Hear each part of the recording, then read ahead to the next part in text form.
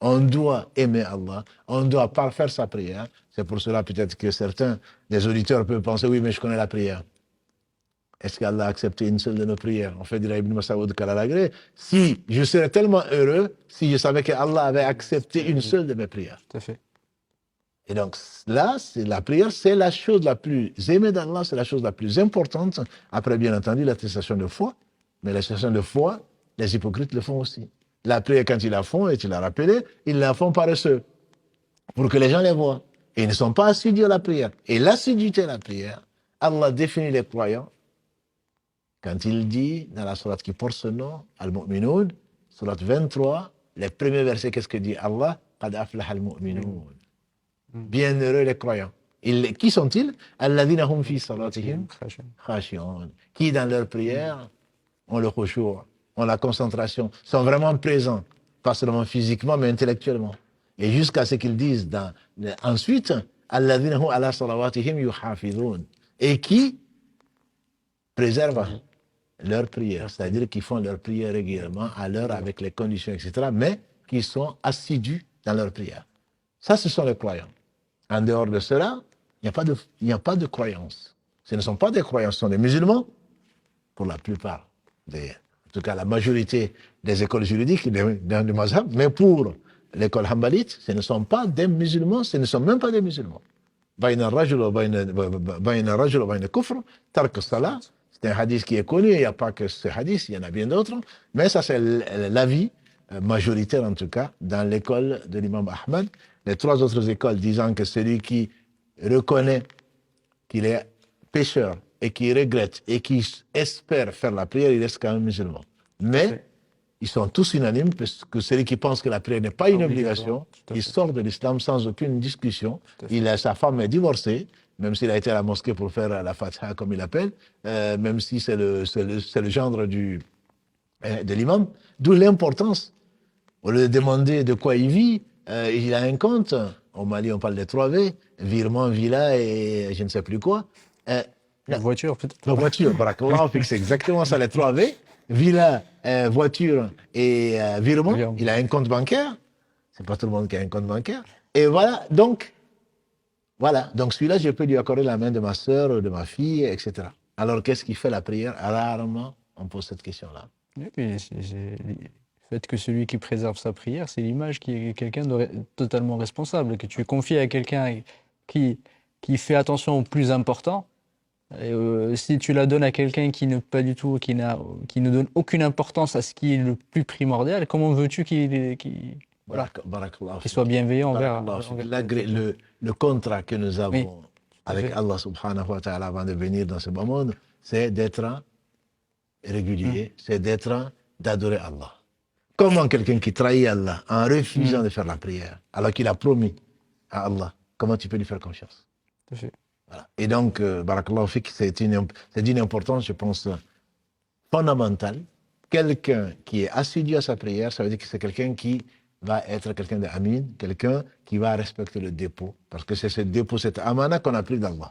Et donc, quelqu'un qui va respecter sa prière se doit, puisque Allah dit vrai, Inna salata tanha anil fahsha'i wal munkar. On fait dire à mieux que moi, confie la main de ta fille à un homme pieux. S'il l'aime, il va la combler. S'il ne l'aime pas, il va pas être injuste. Exactement. Et ça, je pense que c'est extrêmement important. Quand tu aimes ta fille, quand tu aimes quelqu'un, tu vas lui choisir le meilleur. Et certainement, celui à qui tu dois faire confiance, c'est Qawil Amin, quelqu'un qui est compétent et quelqu'un qui est digne de confiance. Et là, le critère principal de la confiance chez les musulmans, c'est quelqu'un qui fait la prière.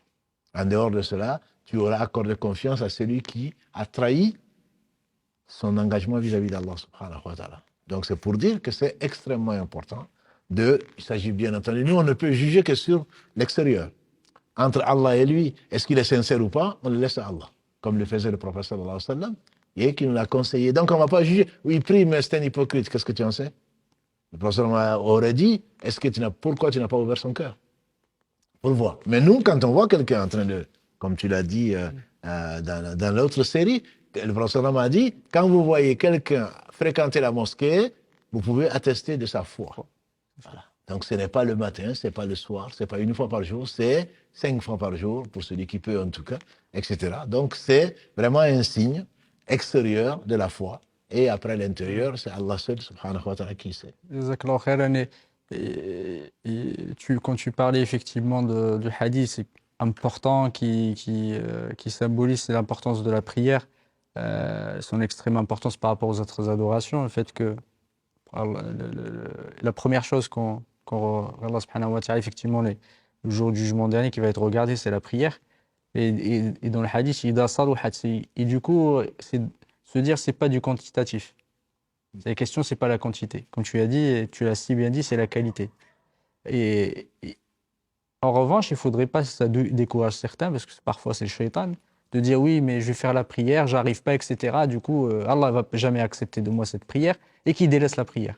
Certains disent même tu peux mentir, tu peux effectivement boire, tu peux faire tout ce que tu veux, mais ne faut pas abandonner la prière. Parce que dès le moment où on l'abandonne, ça devient très très difficile de revenir. C'est comme les marathoniens, hein. Ouais, tout à fait. C'est dès le moment où ils arrêtent de courir, c'est difficile. Ouais, C'est très très dur. C'est sûr. Non, mais c'est vrai, c'est la qualité. Oui. La qualité, donc Allah accepte de la moitié jusqu'au 10e de la prière, mais ta remarque est juste. Je pense qu'il faut surtout ne se mettre sa confiance qu'à Allah. Tout à fait. Penser c'est que une des phrases que nous répétons souvent malheureusement et sans vraiment réfléchir aux conséquences, c'est la hawla wa la quwwata illa billah. Le prophète sallam a proposé du sabre. Il a dit celui qui veut faire du sabre, Allah lui donne du sabre. Celui qui veut vraiment faire la prière, il va prendre les moyens de le faire. Et Allah sait tout. Et celui qui s'efforce à faire la prière, Allah va lui enseigner la prière. Parce qu'il va aller, parce qu'il ne sait pas la faire, il va aller apprendre les règles, même administratives. Ensuite, il va voir pourquoi il n'arrive pas à faire la prière correctement comme Satan l'éloigne de ça. Comment se concentrer, comment avoir le khushu'. Et il y a un certain nombre, il y a un livre même qui s'appelle, si ma mémoire est bonne, 40 et quelques façons d'avoir le khushu'. Les savants, tu n'es pas le premier, et ils nous ont indiqué des tuyaux. Ils nous ont donné des moyens pour que ta prière soit meilleure. Et donc, il y a tout ceci qui rentre en compte. Parce que tu aimes la prière, parce que tu te reproches de ne pas aimer. Le prophète sallam, quand il terminait, qu'est-ce qu'il disait? Et comme disaient les savants, il dit astaghfirullah. Après le salam, il dit astaghfirullah, astaghfirullah, astaghfirullah. Pourquoi? Et pourtant, il n'a pas de péché. Afin que Allah te pardonne ce que tu as fait comme erreur avant et après, dans la sourate Al-Fatiha. Tout à fait. Sourate 48, le premier verset, ou le premier ou deuxième verset. Et donc, lui, il demandait pourtant plus de 70 fois pardon à Allah, et notamment après la prière, il disait, après le salam, astaghfirullah, astaghfirullah, astaghfirullah, parce que ce que je t'ai présenté, oh Allah, tu mérites mieux. Et donc, on essaie toujours d'améliorer. Exactement. Et on n'est pas satisfait de ce qu'on a fait. Et donc, Satan, il te dit, mais finalement, ça ne sert pas à grand-chose. Et j'entends souvent des gens dire, mais je n'étais pas du tout concentré dans cette prière, est-ce que je peux la refaire? Mais dans celle qui va suivre, est-ce que tu seras plus concentré? Et donc, effectivement, c'est de savoir que c'est Allah qui donne. Tout bien vient d'Allah. Wa ma bikum min ni'matin fa min Allah, dit Allah dans la sourate Nahl, dans la sourate 16.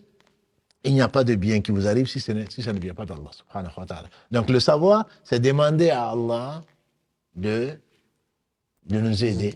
Et c'est ce que tu dis, c'est ce que tu demandes. Iyyaka na'budu wa iyyaka nasta'in, qui t'est indispensable dans la Fatiha, au moins 17 fois par jour si tu pries les 5 prières.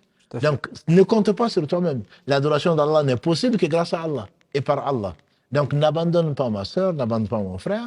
Il faut demander l'aide d'Allah. Et c'est au travers de la prière que tu vas arriver à faire une meilleure prière. Si tu l'arrêtes, tu n'as aucune chance de faire une meilleure prière. Exactement. Voilà. Donc, il ne faut pas se décourager.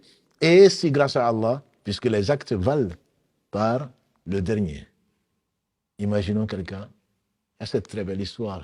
Permets-moi, je ne sais pas si on a le temps ou pas, si tu me permets de la raconter. Cet homme qui était alcoolique. Il était alcoolique. Il était bien sûr condamné. Pour beaucoup d'entre nous, on l'aurait condamné. Voilà quelqu'un qui attend la mort pour aller en enfer. Et il a rencontré un homme qui lui dit, oh, mon oncle, prie pour moi. À un arrêt de bus. Prie pour moi. Il dit, comment tu vas demander à moi, alcoolique, de prier pour toi? Moi qui suis alcoolique, etc. Et l'homme, c'est un imam qui le raconte. Hein. Et il a pris cet homme, il s'est lavé, il l'a amené à la mosquée. Il l'a amené à la mosquée et grâce à Allah, il a prié pendant une semaine. C'était un vendredi ou un samedi, et la veille du vendredi, donc une semaine après,